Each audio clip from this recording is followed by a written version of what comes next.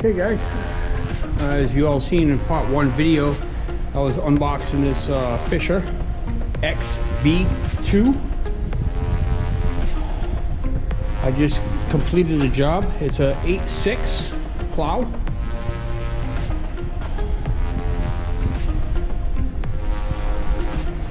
Seems like it's hooked up, all set, ready to go. All your wires.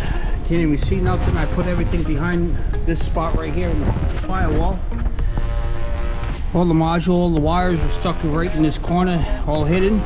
Nice. You only have the battery showing, positive and negative in the relay.